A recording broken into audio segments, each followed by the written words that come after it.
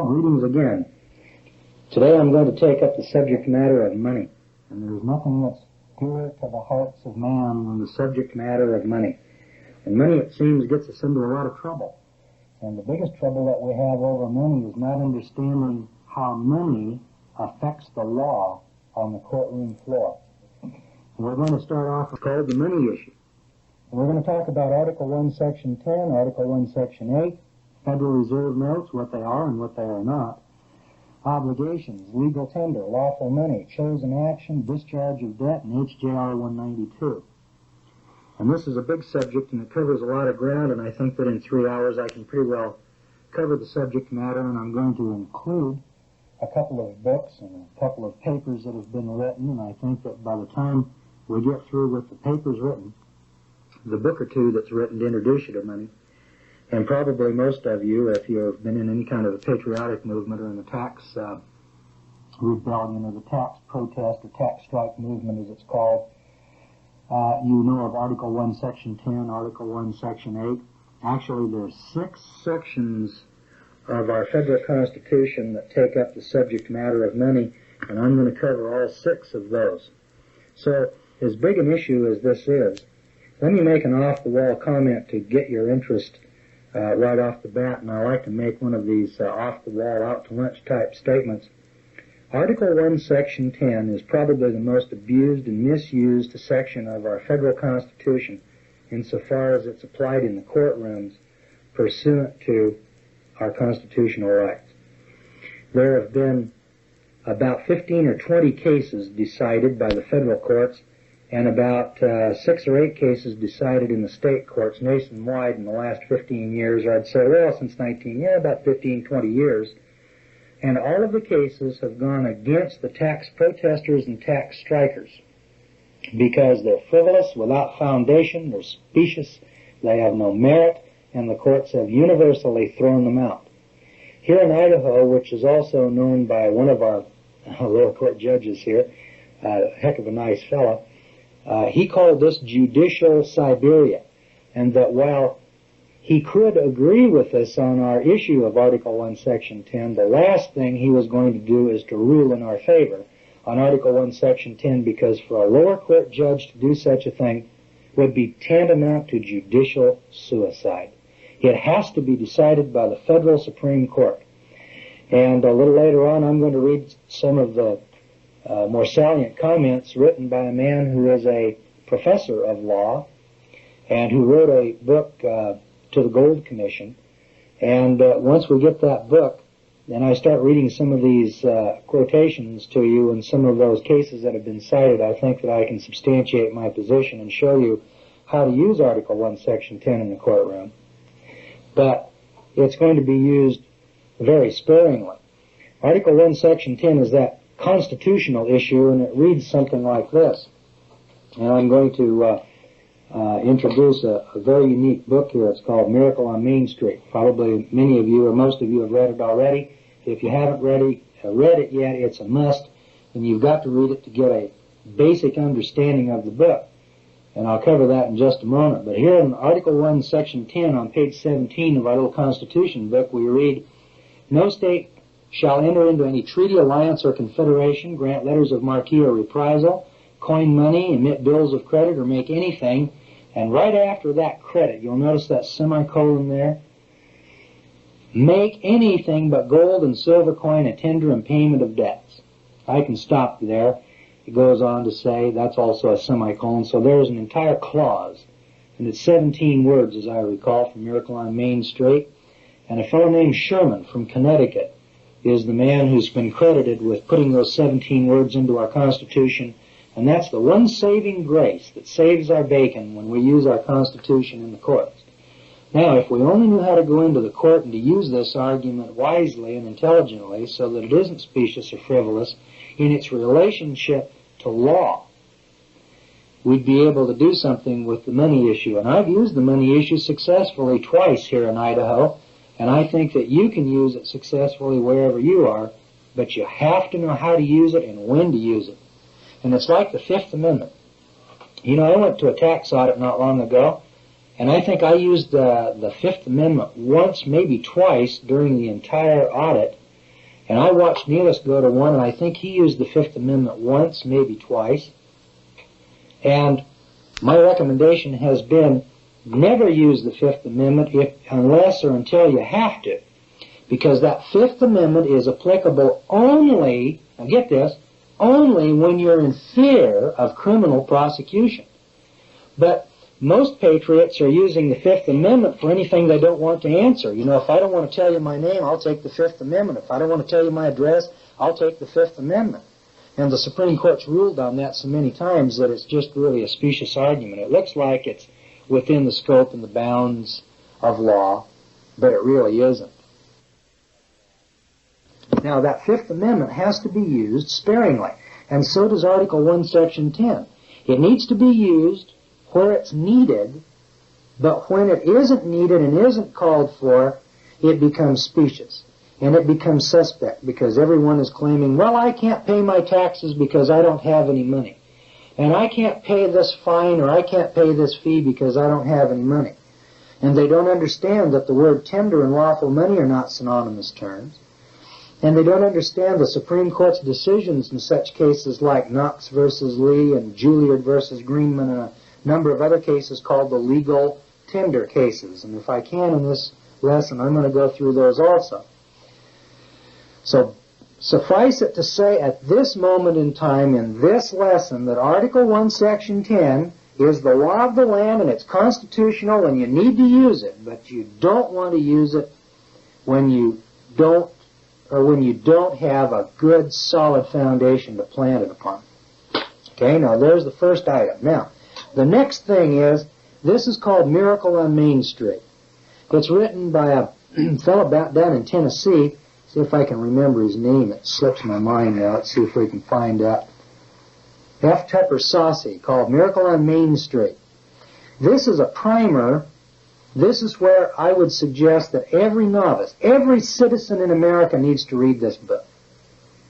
But if you go into the courtroom with this book and the information that's in it, you will end up exactly where the other 15 people who have already argued the money issue in the lower courts and lost. If you use this book in the courtroom, you will lose. I'll guarantee it. You'll never win in the courtroom with F. Tupper Saucy's book.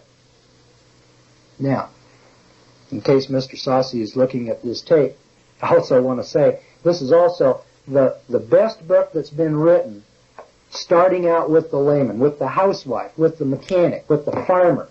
You have to start somewhere. And this is the book to start with. Never seen anything as well written as this book.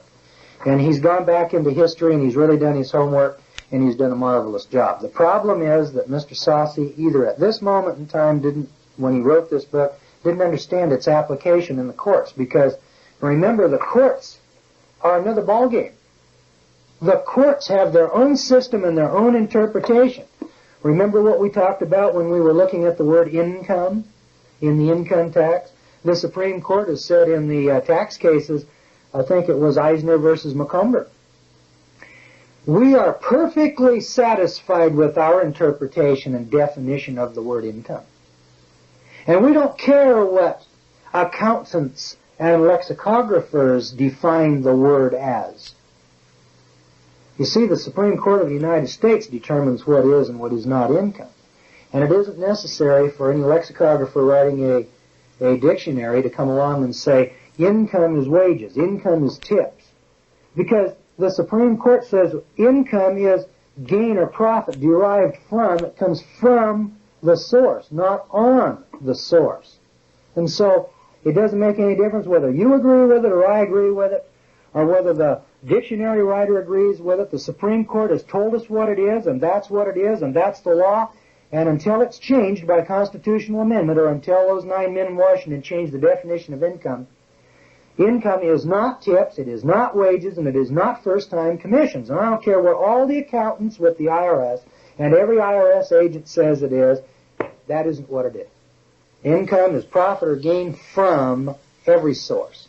And that's the last word on it. And it excludes wages and salaries and tips and etc. So to get back on point then, here's Miracle on Main Street. Stop the tape right here. Okay? Now read Miracle on Main Street. When you've got Miracle on Main Street under your belt, and we're going to include a copy of this with this lesson at this moment in time, then we can go on and start talking about the money issue and Article 1, Section 10, and how it's going to apply to you in the courtroom. Pause. Now you've read the book. Now, I'm going to go ahead and I'm going to talk about money as if you knew something about the subject of money. At least you've got the beginning of money. And now you've gotten it from Saucy. Let's take a look then at what happened to money in the United States of America beginning on, I believe it was June 5th, 1933. This is where the common law in the United States of America was buried. And the reason that it was buried is because the substance which backs the common law, the substance of the common law, which is gold and silver, was taken away.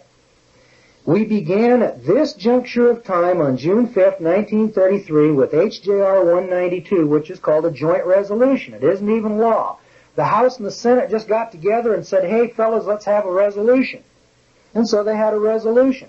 Then they went out and claimed, all you people out there need to take your gold and silver into the banks because we've got this emergency, and all the people were happy to do that, and they went down and gave their substance, their property, their absolute allodial fee simple ownership in property, and they gave it to the bank.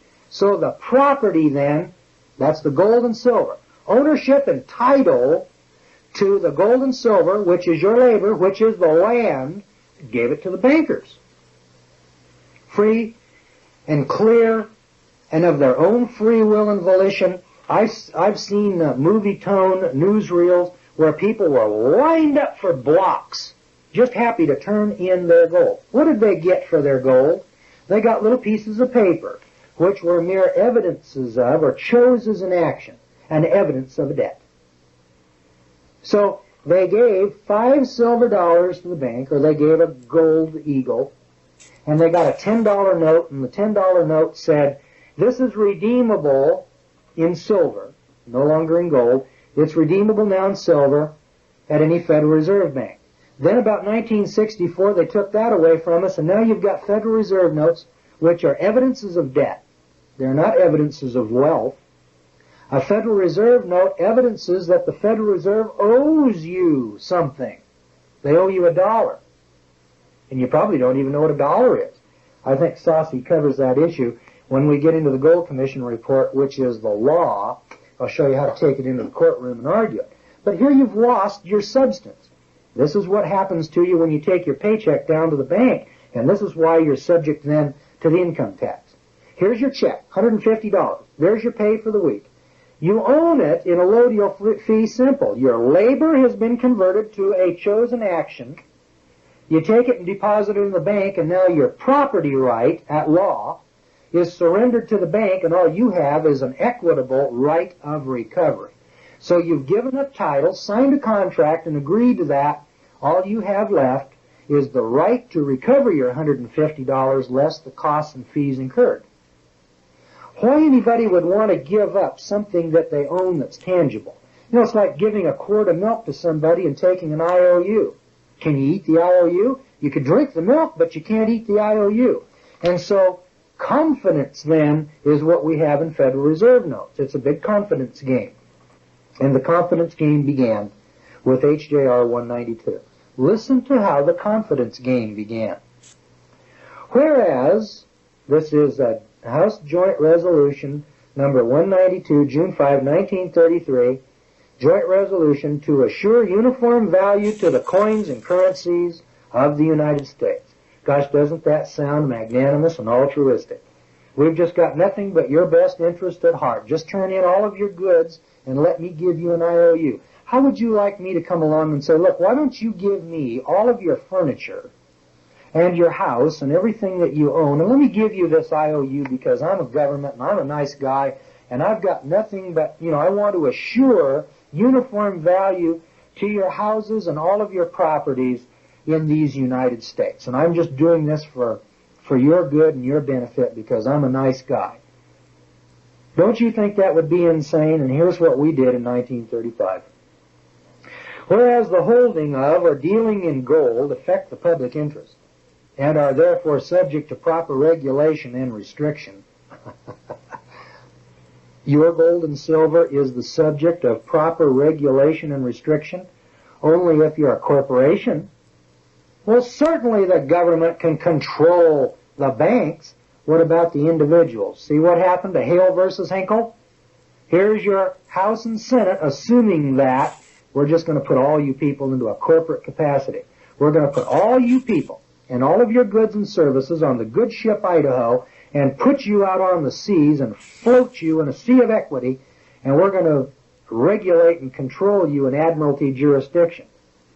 And that's right, boy, that gold affected a public interest. You can bet that. And whereas the existing emergency has disclosed that provisions of obligations which purport to give the obligee a right to require payment in gold or a particular kind of coin or currency of the United States or in an amount in money of the United States measured thereby, obstruct the power of the Congress to regulate the value of the money of the United States and are inconsistent with the declared policy of the Congress to maintain at all times the equal power of every dollar coined or issued by the United States in the markets and in the payment of debts now, therefore be it resolved by the Senate and House of Representatives of the United States of America and Congress assembled that A, every provision contained in or made with respect to any obligation which purports to give the obligee a right to require payment. Now that's me. I own the contract. You owe me money. I'm demanding that you pay me in gold or silver. Here's Lane County versus Oregon. To give the obligee a right to require payment in gold or a particular kind of coin or currency or in an amount in money of the United States measured thereby is declared to be against public policy. Not against the law. It's against public policy. We're not even talking about law here. And no such provision shall be contained in or made with respect to any obligation hereafter incurred. Every obligation heretofore or hereafter incurred, whether or not any such provision is contained therein or made with respect thereto, shall be discharged, not paid, friend. It shall be discharged upon payment, dollar for dollar, in any coin or currency, which at the time of payment is legal tender, not lawful money, but legal tender, for public or private debts. Now, the reason I emphasize those words, legal tender, lawful money, public policy, obligee, declared to be against public policy, not against public law. This is public law, by the way, now under Title 31, but not when they were stealing your gold and silver. Or I shouldn't say they stole it, because that's the wrong euphemism. No, they didn't steal it. They just went out and asked you to hand it in, and you people just went out there and passed all your substance over to the bankers. Gosh, you should have at least got milk and bread and eggs. You didn't even get that. All you got was a promise. Any such provision contained in any law authorizing obligations to be issued by or under authority of the United States is hereby repealed. Hereby repealed. That's like 5 of us getting together down at Barney's bar, and we're just going to repeal the Constitution. And that's what these guys are doing. They just assembled in the Congress and said it's against public policy. But the repeal of any such provision shall not invalidate any other provision or authority contained in such law. B. As used in this resolution, the term obligation means an obligation including every obligation of and to the states, and to the term coin or currency means coin or currency of the United States including Federal Reserve notes. Gosh, isn't that nice? Federal Reserve notes and circulating notes of the Federal Reserve banks and the national banking associations. From now on, we're going to have Federal Reserve notes. Section 2. The last sentence of paragraph 1 of subsection B of section 43 of the Act entitled, An Act to Relieve the Existing National Economic Emergency by Increasing Agricultural Purchasing Power to Raise Revenue for Extraordinary Expenses Incurred by reason of such emergency, to provide emergency relief with respect to agricultural indebtedness, to provide for the orderly liquidation of joint stock land banks and for other purposes approved May 12, 1933, is amended to read as follows.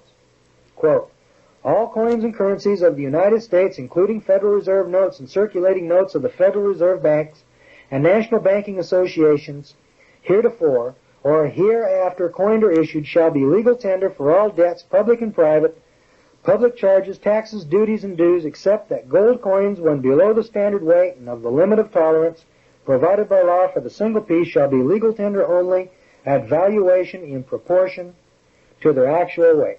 Approved June 5th, 1933 at 4:40 p.m. There it is, friends. There's the end of the common law in the United States of America insofar as it applied to every citizen. From this point on, then, the common law could only apply to the belligerent claimant in person who knew and understood his rights and who can claim them in equity jurisdictions and demand his constitutional right to pay his debts at law and to refuse to discharge his debt in equity.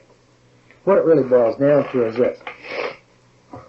Here's this private corporation called the Federal Reserve System, and they issued some promissory notes and took your common law right away from you. Now, when they took your common law rights away from you, which was gold and silver, which was convertible by labor to land, now you can no longer buy anything. You cannot pay with debt. You can't pay me with a debt. A note is a debt. Wealth is something. Let me illustrate this. Here's Saucy's book, cost $5. Okay? Here's legal quotations. It costs $10. Gosh, they're about the same size. In fact, Saucy's book even looks better. Mine's kind of dog-eared and ragged. Now watch what happens. I come to you and I say, you know, that legal quotations book you've got looks important to me and I want to buy it from you. What do you want? Now we're making a deal. We're making a contract. You're an individual and I'm an individual and we're going to make a contract. How much do you want for it? And you say, well, I'll tell you what. I haven't read Miracle on Main Street, but I've read legal quotations. Legal quotations is worth 10 pounds of wheat. But Miracle on Main Street is only worth 5 pounds of wheat. But I'll tell you what. I'll trade you straight across. Okay? Here's your trade. Is my book, Miracle on Main Street, paid for? Is your book, Legal Quotations, paid for? Do you own that thing now in fee simple? You bet. You gave me your property, and I gave you my property. You own this one, I own this one. Our right to contract is unlimited. Now let's try something new. You've got Miracle on Main Street. I come along and I say, hey, I want that Miracle on Main Street. I'll tell you what I'm going to do. I'm going to tender to you an offer. I'll give you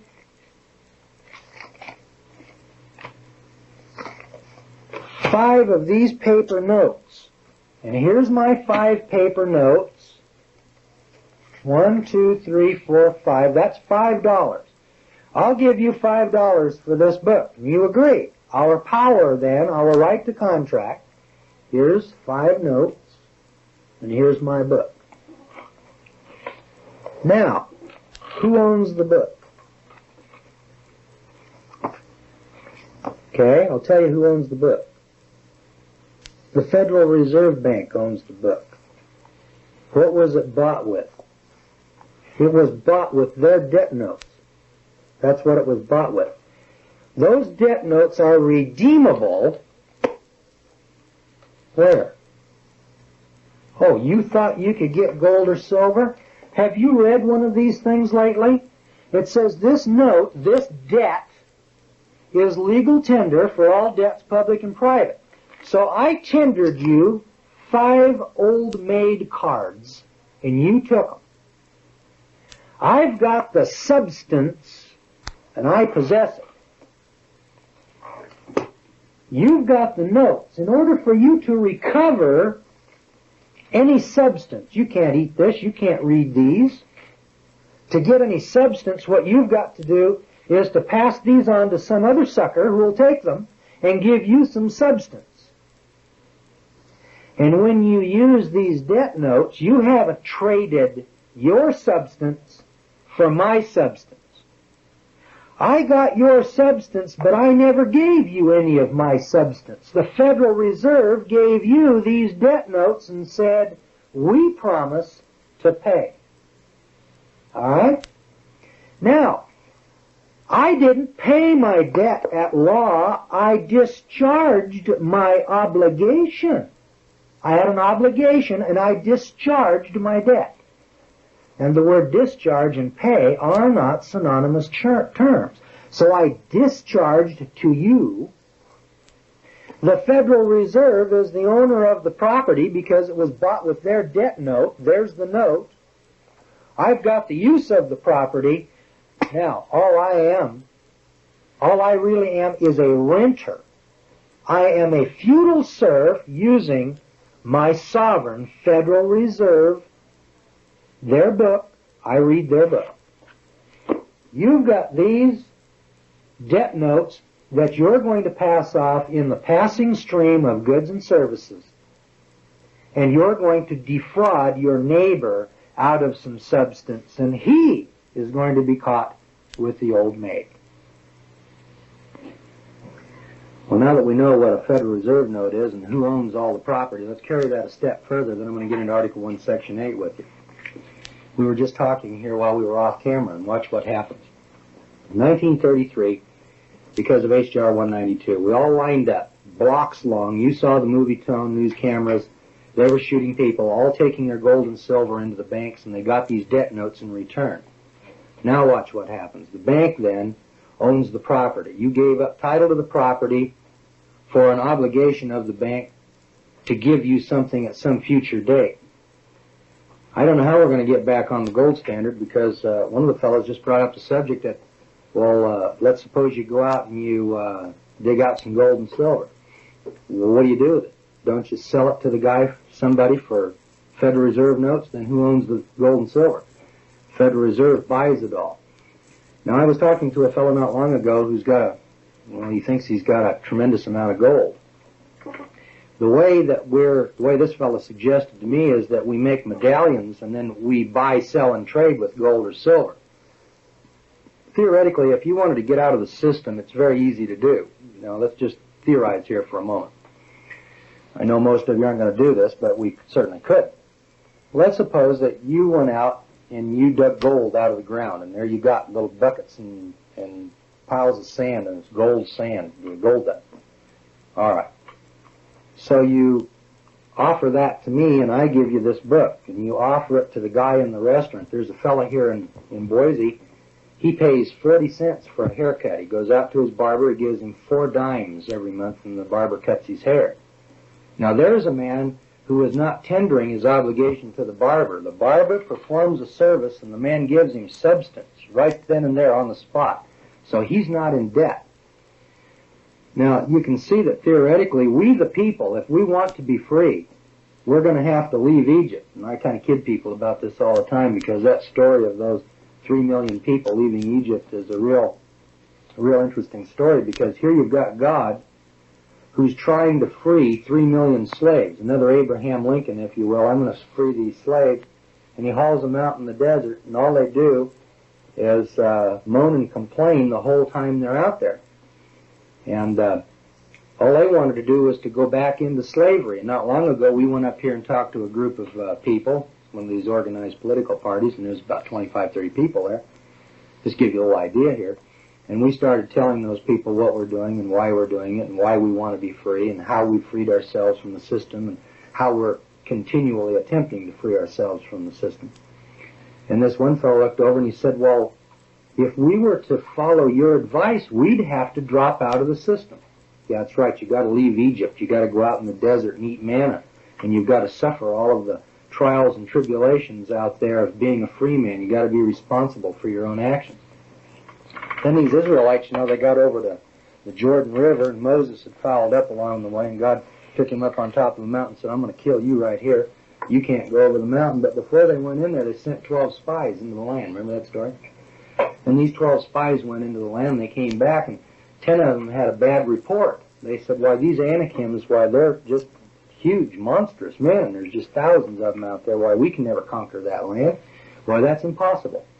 And so 2 of them, this Joshua and Caleb, said, no, wait a minute, I think these big Anakims and these giants in the land, I think they've got Achilles' heel.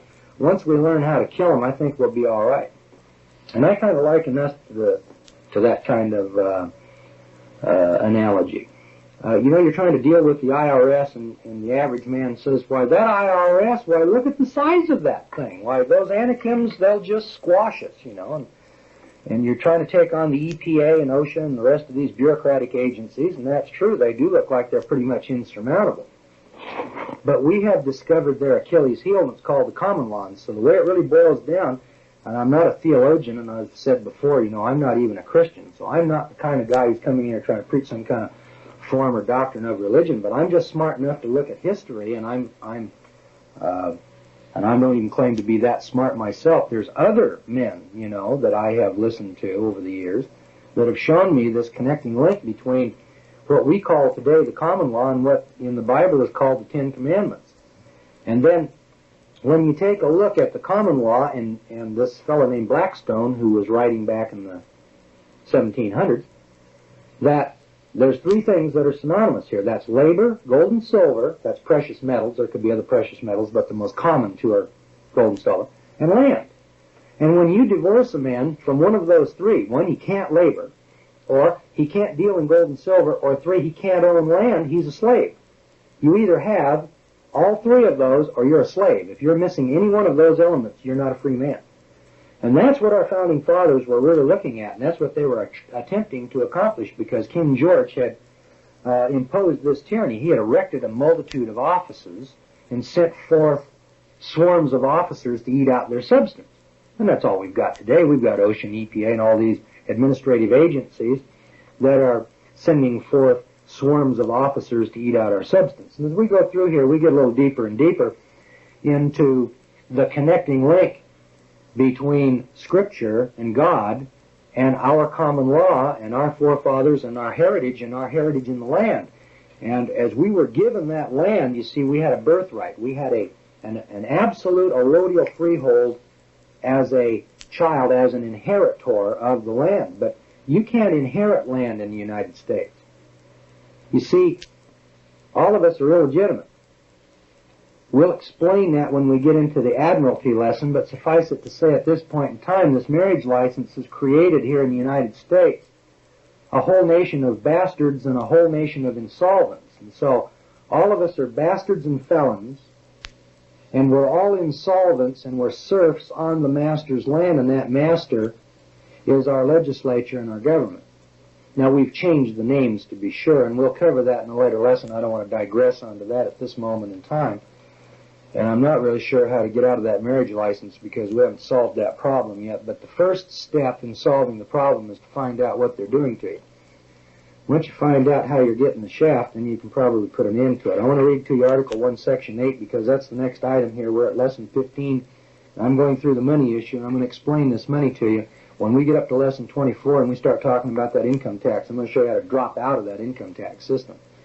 Because that income tax doesn't tax labor. It can't, and the Supreme Court said so. That income tax is a tax on excise privilege, so it's a privilege tax. So in the Constitution, there's 6 areas that the Founding Fathers addressed concerning money, and Article 1, Section 8 happens to be one of them. So let's familiarize ourselves here with Article 1, Section 8 on this big, broad subject called money. And it says here, the Congress shall have power. Notice that, power, not rights. Government doesn't have rights. Government has powers. Citizens, sovereigns have rights. Rights are inalienable. Rights cannot be abridged. Remember, where rights are involved, there can be no rulemaking or legislation that would abrogate them. So very first sentence there. The Congress shall have the power to lay and collect taxes, duties, imposts, and excises, to pay the debts and provide for the common defense and the general welfare of the United States, and there's a semicolon. Okay, they'll have the power to do that. Okay, now how are they going to do it? But all duties, imposts, and excises shall be uniform throughout the United States. Okay, so you can't have higher duties, imposts, that's import taxes, or duties, which is another import tax. And you can't have excise taxes, that's privilege taxes. You can't tax Standard Oil at one level and Union Carbide at another. And they'll be uniform throughout the United States. So the Congress sets those taxes and makes them uniform. An interesting thing happened not long ago. You might have heard about it on the TV. Over in Wyoming, a oil company over there screamed bloody murder that the excise tax was not uniform because they've got some special oil depletion allowances or some kind of a special oil tax up in Alaska. And here's a little lowly district court judge over in Wyoming. He says, yeah, that's right. That's unconstitutional. You can't charge a higher tax to Texaco or whatever this Shell or whoever it was over in Wyoming and a lesser tax or a greater tax up in Alaska. Now the Congress then, going on here, will have to borrow money on the credit of the United States. They got the power to borrow money to regulate commerce with foreign nations and among the several states and with the Indian tribes. So there's your Commerce Clause. They've got the power to regulate commerce. Not individuals and citizens, just commerce. If you're engaged in Congress, you can be commerce, you can be regulated. If you're not, then that's another subject. To establish a uniform rule of naturalization and uniform laws on the subject of bankruptcies throughout the United States. Okay, in ancient times, you didn't have bankruptcies. You bored a hole through the guy's ear and sold him to his master, and then he worked it off. And you can check that out in Scripture. You can use a concordance, and you can find out how this bankruptcy and servitude used to work in Old Testament times, because it was in force and effect until 1862 in this country. In fact, you can go back to the Commonwealth of Massachusetts, and you can get the penalties for murder, rape, robbery, pillage. Comes right out of Exodus 20. To coin money, see, the Congress now has power to coin money, regulate the value thereof, which is a duty and a job, and a foreign coin, so they can regulate the value of francs and, it's supposed to be gold and silver coin, but to regulate the value of a foreign coin and fix the standard of weights and measure. You notice that in the Constitution they use the word coin and not bills and bills of exchange and circulating bills and paper money. These guys were so against paper money that between about 1796 and 1834, that's all they argued and fought about in Congress was the value of silver and gold. And they were fighting about that like they're fighting over the MX missile now. And to fix the standard of weights and measures. All right, to provide for the punishment of counterfeiting the securities and the current coin of the United States. There is no securities or current coin of the United States. So therefore, if you go out and counterfeit a Federal Reserve note, you're not counterfeiting the money of the United States. You're counterfeiting the money of a private banking corporation. And there's a case called Lewis versus U.S. from the Ninth Circuit Court of Appeals in San Francisco, decided in June 1980, and identified the Federal Reserve, which is something that most of us have known for years and years, that it's just a private bank or a private corporation of the banksters. But nevertheless, now the court has said, yeah, that's right. Now, that's the first step on the money issue. Let's declare that Federal Reserve System just what it is. Private mercantile law right out of the old Roman Empire, which came from the Babylonian Empire, which came from the Egyptian Empire, which came from Nimrod at Babylon. That's where our entire system of law comes from, is Babylon.